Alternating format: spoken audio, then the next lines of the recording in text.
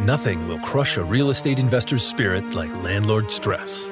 The difference between being successful and miserable in managing properties is education. Welcome to Landlord University, where landlords learn. Landlord University is recorded from inside the RentPrep office, where Stephen White and Jeff Pearson share the lessons learned from working with some of the most successful landlords. Welcome to Landlord University Night School. I'm Jeff Pearson, and this is my co-host, Stephen White. Hello, Stephen. How are you doing this evening? Doing great, Jeff. We're going to be diving into renting to college students. A lot of places in my area, especially, there's a lot of universities, a lot of colleges around, and student housing is a huge, huge part of the rental market. So, this is something that I think a lot of landlords are going to deal with sooner or later, or have already dealt with. So college students can be a whole different ballgame, right, as far as tenants. And, if you have a rental property that's around a university, then you kind of expect it. And very often people will invest in those areas with the intent of renting to the college students. But others who are more on the periphery or even farther out to the point that they don't even think twice about it may find themselves getting some applications from college students. And it's important to understand the pros and cons and some of the things that you need to know when you're renting to college students. So let's jump into that. All right. So I'll start off by saying, from my perspective, doing background checks, college students are by and large some of the hardest people to screen for when it comes to the financial aspect of it, right? So they just literally haven't been on the earth long enough yet to accumulate the type of data that we're normally able to find. So normally, somebody who's 20, 21 years old, they don't have bankruptcies. They haven't been around long enough to have a judgment placed against them. Evictions, same thing. They probably were dorming beforehand, or lived with their family, or lived with their parents. So background checks can tend to be pretty boring when it comes to college students. You're not going to find a whole lot usually. And unfortunately, your risk as a landlord renting to a college student is you may end up renting to somebody who's not a bad tenant yet. You're just going to be the first one that they end up becoming a bad tenant, right, in your property. You can be the guinea pig. Right. So the one thing that I would say is super, super important, the advice we always give to landlords, is the most important thing in terms of background checks. We'll start with that. The most important thing when renting to college students is going to be criminal records. That's going to give you a really good indication whether or not they're going to be a good tenant for you. So we see a lot of house parties on arrest records. We see a lot of what's called disorderly house. I know it's something that we brought up here on the show a couple of times. It usually means that the police were called, maybe it was a party or whatever it was, and there was drugs at the party, and everybody in the room basically is charged by default. So in other words, you were here, there's drugs in the room, nobody wants to claim them, fine, everybody's going to get charged. Mm-hmm. So, there's a lot of criminal records that are out there that could make a real obvious determination this person might be trouble. So don't skip that. That should be, number one, should be going to the criminal records. Then, since they lack that financial record, and a lot of times they're not going to have the income to even qualify, so we're going to be talking about cosigners, which is a whole new ballgame. Yes.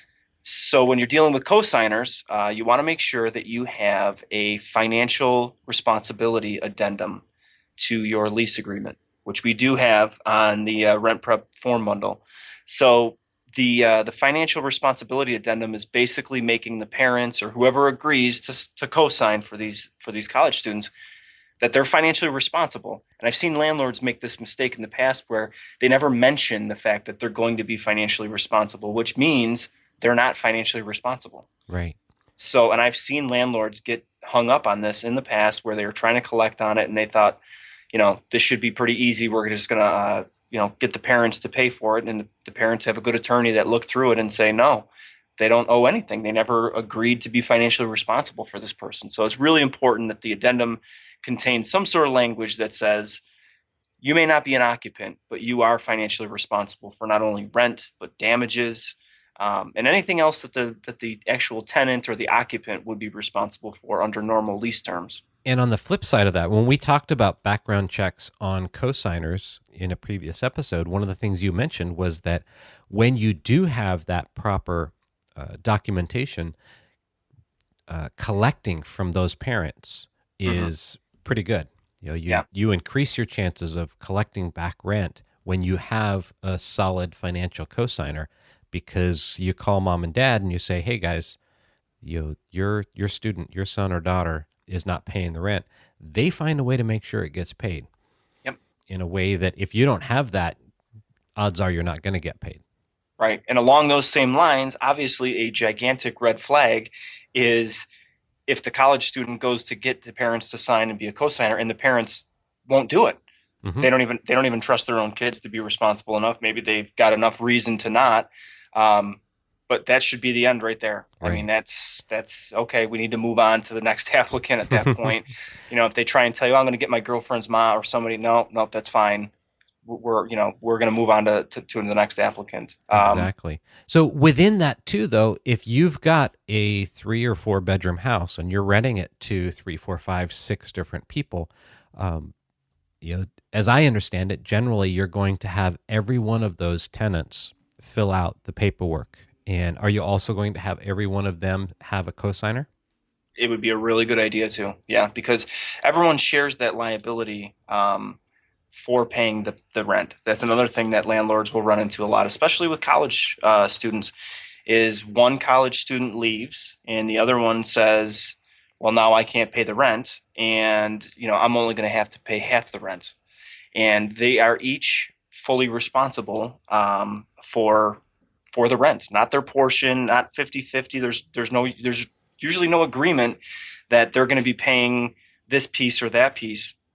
Usually the agreement is you're living here, you're paying this amount, the full amount. It's up to you guys how you slice it and dice it. Right.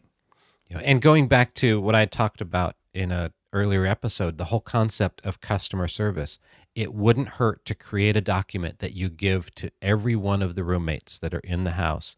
That's just a letter that says, "Please understand, everyone is responsible for the entire amount of rent," and kind of lay that out for them in just plain English. Yep. Understand, if one of your roommates move out, I'm still expecting the people that are still here to pay the full rent. It's not as if, well, they had the master bedroom and they were paying 1/3 of the rent, and so now I'm not going to pay that 1/3 of the rent. Right. Everybody is responsible to be sure that the full amount of the rent gets paid. As a landlord, I don't care how you figure that out or who pays it, but all I care about is that I get the full rent every month on time. I agree. And you know what? It's so important to take the time as a landlord to take the time and explain that to them. And like you said, it's perfect. Put it in a letter, make sure it's in writing, because that is such a common hang up for college students. And I think probably because, again, just that lack of life experience in a lot of cases, I think to them, it just makes logical sense that, well, I'm responsible for my portion. Why should I be responsible for this other person's portion?